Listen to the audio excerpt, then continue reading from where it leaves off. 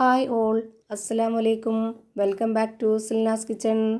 ഇന്നത്തെ റെസിപ്പി ഭയങ്കര വെറൈറ്റി ആയിട്ടുള്ള നല്ല ടേസ്റ്റി ആയിട്ടുള്ള ഒരു അടിപൊളി ഹൽവ റെസിപ്പിയാണ്. കഞ്ഞിവെള്ളം എന്ന് കേൾക്കുമ്പോൾ തന്നെ ഒരുപാട് ആൾക്കാർക്ക് അയ്യേ എന്നുള്ള ഒരു ഇത് വരും. കാരണം അധികം ആൾക്കാർക്കും കഞ്ഞിവെള്ളം ഇഷ്ടമുണ്ടാവില്ല. മുമ്പൊക്കെ ആളുകൾ ക്ഷീണത്തിനും മറ്റു കാര്യങ്ങൾക്കൊക്കെ ഇത് കുടിക്കുന്നതാണ്. ഇപ്പോഴത്തെ ഈ ഒരു കാലഘട്ടത്തിൽ ഞാനുൾപ്പെടെ പല ആളുകളും കഞ്ഞിവെള്ളം കളയാറാണ് പതിവ്. എപ്പോഴും ചെയ്തെടുക്കാൻ പറ്റിയില്ലെങ്കിലും വല്ലപ്പോഴും ഇതുപോലെ ഒന്ന് ചെയ്തെടുത്ത് നോക്കുക. ഭയങ്കര ടേസ്റ്റി ആയിട്ടുണ്ട്. കുട്ടികൾക്കും വലിയവർക്കൊക്കെ ഒരുപാട് ഇഷ്ടാവുന്ന ഒരു ഐറ്റമാണ്. ഒരുപാട് ഇൻഗ്രീഡിയൻസിൻ്റെ ആവശ്യമില്ല, ഒരുപാട് ചിലവും ഇല്ലാത്ത ഒരു കാര്യമാണ്. അപ്പോൾ എന്തായാലും നമ്മുടെ വീഡിയോ സ്കിപ്പ് ചെയ്യാതെ കാണുക. ഇതുണ്ടാക്കുന്ന ഈ ഒരു രീതി അനുസരിച്ച് ഉണ്ടാക്കി കഴിഞ്ഞാൽ എല്ലാവർക്കും ഇഷ്ടമാവും. അപ്പോൾ ഇതെങ്ങനെയാണ് തയ്യാറാക്കുന്നതെന്ന് നോക്കാം. ഇതിനായിട്ട് ആദ്യം തന്നെ ഇതുപോലെ ഒരു കപ്പ് അളവിൽ 1.25 കപ്പ് കഞ്ഞിവെള്ളമാണ് ഞാൻ ഇതിലേക്ക് ഒഴിച്ചു കൊടുക്കുന്നത്. ഈ ഒരു കഞ്ഞിവെള്ളത്തിൻ്റെ അടിഭാഗം നല്ല കട്ടിയും മുകൾ ഭാഗം നല്ല വെള്ളമായിട്ടിരിക്കും. ആ ഒരു വെള്ളത്തിൻ്റെ ഭാഗം കളഞ്ഞിട്ട് ആ ഒരു കട്ടിയായിട്ടുള്ള ഭാഗമാണ് ഞാൻ എടുത്തിട്ടുള്ളത്. ഇനി ഇതിലേക്ക് 1/2 കപ്പ് അളവിൽ കോൺഫ്ലവർ പൊടി കൂടെ ഇട്ട് കൊടുത്തിട്ട് ഇതുപോലെ നന്നായിട്ടൊന്ന് വിസ്ക് വെച്ച് ഇളക്കി കൊടുക്കുന്നുണ്ട്. കോൺഫ്ലവറിന് പകരം അരിപ്പൊടി വെച്ചിട്ടും ചെയ്തെടുക്കാവുന്നതാണ്. ഇതുപോലെ നന്നായിട്ട് ഇളക്കി യോജിപ്പിച്ചെടുത്തതിന് ശേഷം ഈ ഒരു പലഹാരത്തിന് നല്ലൊരു മണത്തിന് വേണ്ടിയിട്ട് ഒരു 4 ഏലക്ക ഇട്ട് കൊടുക്കുന്നുണ്ട്. ഇനി നമുക്കിത് റെഡിയാക്കി എടുക്കാനായിട്ട് ഒരു പാൻ സ്റ്റൗവിലേക്ക് വെച്ച് ഫ്ലെയിം ഓണാക്കി കൊടുക്കുക. അതിലേക്ക് ഇത് മുഴുവനായിട്ടും ഒഴിച്ചു കൊടുക്കുക.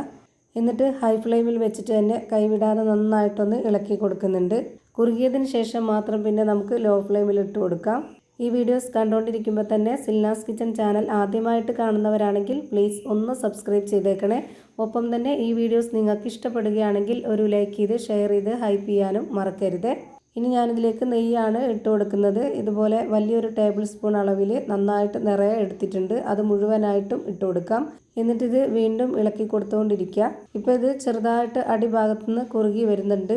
അപ്പോൾ തന്നെ പിന്നെ നമ്മൾ ലോ ഫ്ലെയിമിൽ ഇട്ട് കൊടുക്കുക. എന്നിട്ട് വീണ്ടും കൈവിടാതെ ഇളക്കി കൊടുത്തുകൊണ്ടിരിക്കുക. കോൺഫ്ലോർ ആയതുകൊണ്ട് തന്നെ ആദ്യം ചെറുതായിട്ട് കട്ടകട്ടയായിട്ടാണ് ഇത് കുറുകി വരുന്നത്.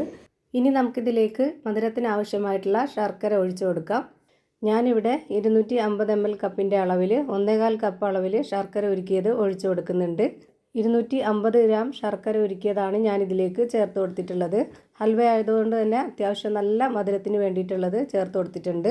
അതിനോടൊപ്പം തന്നെ 1 സ്പൂൺ അളവിലൂടെ നെയ്യ് ഒഴിച്ചു കൊടുക്കുന്നുണ്ട്. ഓരോരുത്തരുടെ മധുരത്തിനനുസരിച്ച് കൂട്ടിയും കുറച്ചൊക്കെ ചേർത്ത് കൊടുക്കാം.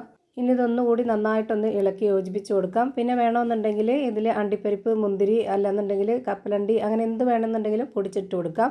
ഞാനിപ്പോൾ ഇവിടെ കുറച്ച് അണ്ടിപ്പരിപ്പും മുന്തിരിയും ഇതുപോലെ കട്ട് ചെയ്തിട്ട് ഇട്ട് കൊടുത്തിട്ടുണ്ട്. ഇത് കടിക്കാൻ കിട്ടുമ്പോൾ ഒരു പ്രത്യേക ടേസ്റ്റ് ആയിരിക്കും, അതിന് വേണ്ടിയിട്ടാണ്. ഇനി ഇതൊന്നും ഇല്ലെങ്കിലും കുഴപ്പമൊന്നുമില്ല.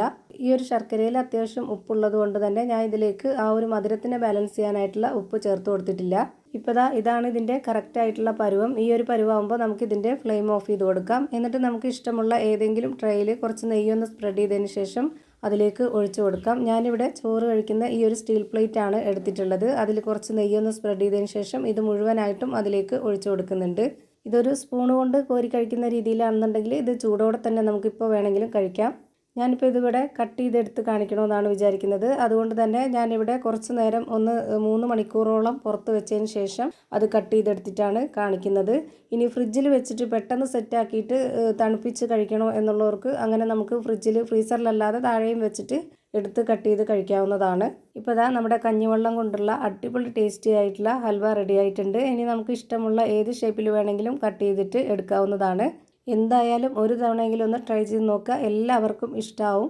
അപ്പോൾ ഇത്രയേ ഉള്ളൂ ഇന്നത്തെ വീഡിയോ ഇഷ്ടമായാൽ ലൈക്ക് ചെയ്യാനും കമൻറ്റ് ചെയ്യാനും ഷെയർ ചെയ്യാനും മറക്കരുത്.